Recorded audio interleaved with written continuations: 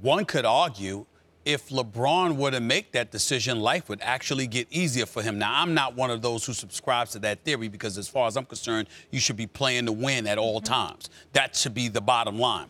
But when you consider the level of scrutiny that LeBron James is subjected to, I believe to some degree self-inflicting. He is the one that wore the number 23 after all. He is the one that unapologetically declared he was going and shooting for the GOAT. There's measurements to this, and he wanted to be measured against the greatest, and he's come up short. That's just simple and plain.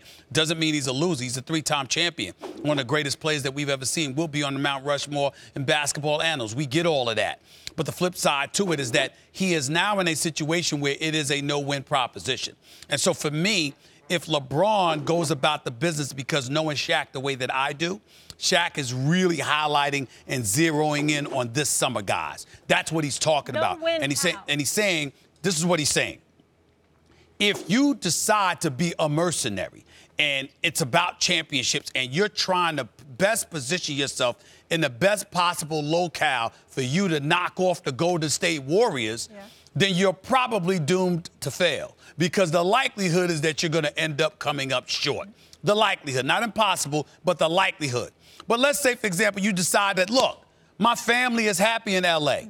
That's where they want to be. That's where I want to be. No matter what the situation is, this is where I'm going. That's a different level of pressure.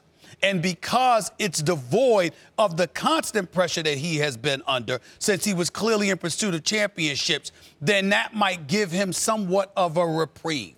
If you go to Boston, championship or bust. You go to Houston, championship or bust. You go to the Lakers.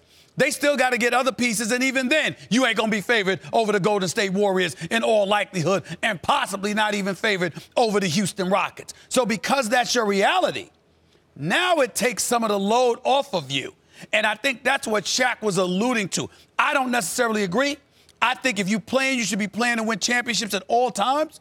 But if the guy says, I've been to 8 straight finals, I've won 3 rings, what are they going to say? I'm not trying to win. Nobody can accuse me of that anymore. Now I want to make the best quality of life decision. He could actually get away with it by going to L.A. because they still wouldn't be perceived as being good enough.